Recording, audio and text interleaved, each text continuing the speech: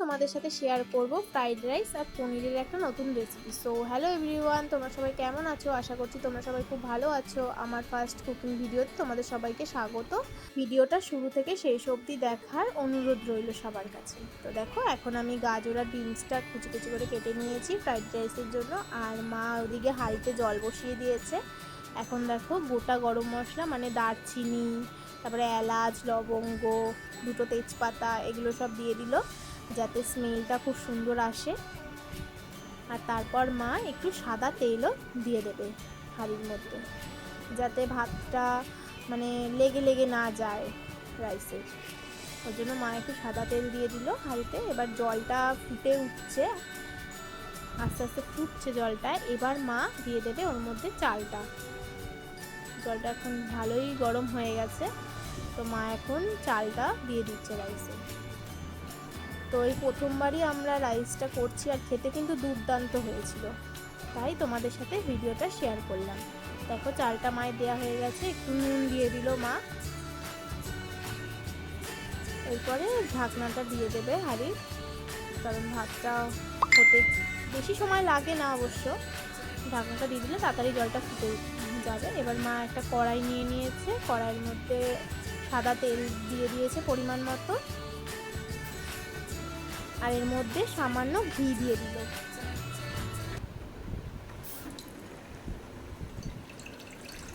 এবার তেলটা গরম হয়ে গেলে মা আস্তে আস্তে সব কিছু ভেজে নেবে। দেখো, তেলটা গরম হয়ে গেছে, এখন মা কাজু বাদাম দিয়ে দিল। কিশমিশটা দেওয়া হয়নি, কারণ কিশমিশটা আমাদের বাড়িতে সেরকম কেউ খুব একটা পছন্দ করে না, তাই কিশমিশটা মা দেয়নি। কাজু বাদামগুলো একটু লাল লাল করেই ভেজে নেবে, তাহলে ভালো লাগে খেতে। মা এখন ভেজে নিচ্ছে, একটু লালচে লালচে হয়ে গেছে। দেখো, এবার তুলে নিল কাজু বাদামটা। এরপর দেখো, আমি বলেছিলাম মাকে যে গাজর আর বিনসটা আলাদাই রাখতে, কিন্তু মা একসাথে করে ধুয়ে ফেলেছে, তো ওই জন্য একসাথে এটা ভেজে নিচ্ছে, নাহলে আলাদা আলাদাই ভাজতাম। দেখো, গাজর আর বিনসটা মা দিয়ে দিয়েছে কড়াইয়ে, এরপরে নুন দিয়ে দিল। আর গাজরটা মানে ঝিরিঝিরি করে কেটেছিলাম, তো ওর জন্য ওটা সিদ্ধ হয়ে যাচ্ছিলো, কিন্তু বিনসটা কিন্তু একটু সময় লাগছিল সিদ্ধ হতে। তো এদিকে ভাজাটা ঢাকা দিয়ে এখন মা ভাতটা দেখতে চলে এসছে রাইসের।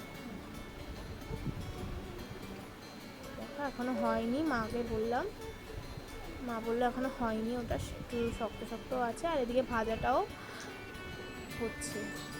দেখো, এবারে সব কমপ্লিট, ভাজাটাও হয়ে গেছে, আর রাইসের চালটাও মা বেড়ে নিয়েছে, আর ওপরে সব কিছু মানে দিয়েও দিয়েছে। চিনিটা দিচ্ছে এখন, মাঝখানে ভিডিওটা কিন্তু করা হয়নি, আসলে কিয়ানের জন্য আমি পুরোপুরি কোনো ভিডিওই করতে পারি না।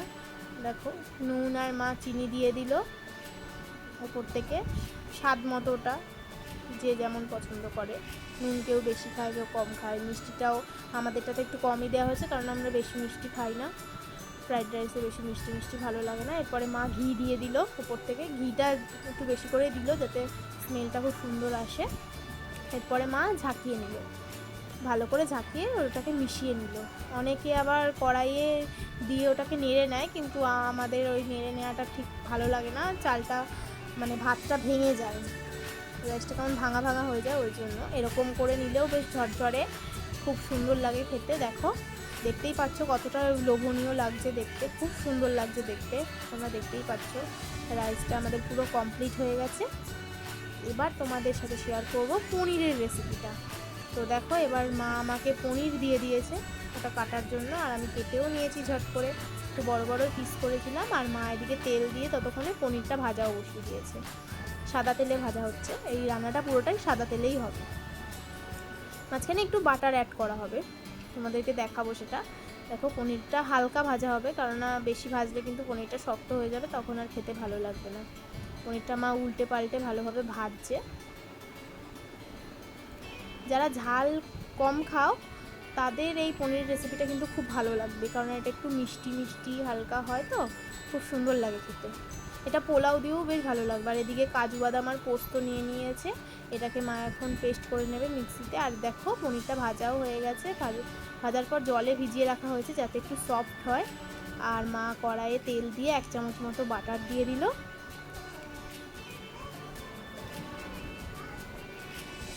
তারপর ওর মধ্যে একটা শুকনো লঙ্কা চিড়ে দিয়ে দিল ফোড়নে।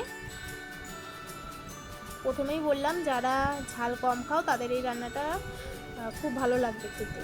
আর দেখো কাজু বাদাম আর পোস্তটা মার পেস্ট করা হয়ে গেছে, তো ওটা এখন দিয়ে দিল মা কড়াইয়ে। দিয়ে ওটা এখন নাড়বে কড়াইয়ে দিয়ে। ওটা এখন ভালো করে মশলাটা কষাতে হবে।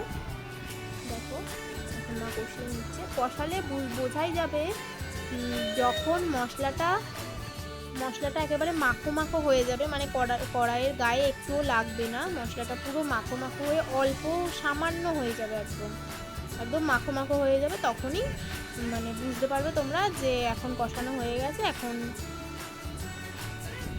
একটু জল দিয়ে তারপর ফুটলে পরে পনিরটা দিয়ে একটু ফুটিয়ে নামিয়ে নিতে পারবে। তো দেখো মা একটু জল দিয়ে দিল, ওর মধ্যে জল দিয়ে দিলে একবারে শুকনো শুকনো হয়ে যাচ্ছিল বলে। ও হ্যাঁ, এর মধ্যে একটু দুধও কিন্তু অ্যাড করা হয়েছে, তোমাদেরকে বলতে ভুলেই যাচ্ছিলাম, ওটা হয়তো দেখানো নেই ভিডিওতে। একটু সামান্য দুধ, ওই 1 কাপ মতো দুধ অ্যাড করা হয়েছে। আর স্বাদ মতো নুন আর চিনি, যে যেমন পছন্দ করো পরিমাণ মতন দেয়া হয়েছে। তো দেখো এখন মশলাটা ভালো করে মা কষাচ্ছে, ভালো করে নাড়িয়ে চাড়িয়ে নিচ্ছে। না নাড়ালে কিন্তু এটা কড়াইয়ে লেগে যাচ্ছিলো, ওই জন্য মা ভালো করে নাড়াচ্ছিল এটাকে। দেখো কষানোটা হয়েই গেছে, দেখো মাখো মাখো হয়ে গেছে, কড়াই কিন্তু লেগে লেগে যাচ্ছে না। তো এর মধ্যে মা একটু জল দিয়ে দিল, সামান্য জল দিয়ে নাড়িয়ে চাড়িয়ে নিল। এবার একটু ফুটলেই মা পনিরটা দিয়ে দেবে। তো দেখো এবার বেশ ভালোভাবেই ফুটছে।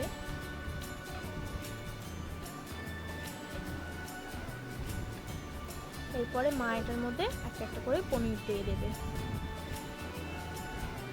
দেখো মা পনিরগুলো এখন দিয়ে দিচ্ছে।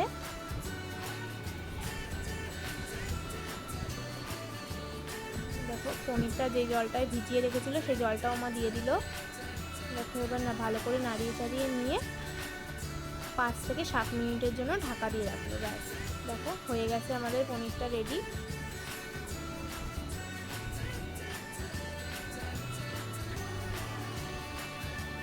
এরপরে মা এটা একটা বোলের মধ্যে ঢেলে নেবে, কারণ আমাদের পনির রান্নাটা একদম কমপ্লিট। এটাই কিন্তু সেরকম ঝাল নয়, এটা একটু মিষ্টি মিষ্টি হয় আর খুব সুন্দর লাগে খেতে। দেখো আমাদের পনিরটা পুরোপুরি কমপ্লিট। কার কার দেখে খেতে ইচ্ছা করছে কমেন্টে বলো।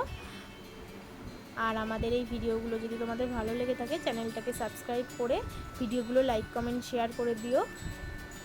তোমরা এইভাবে আমাদের সাপোর্ট করলে আমরা আরও নতুন নতুন ভিডিও তোমাদের কাছে আনবো। চলো টাটা।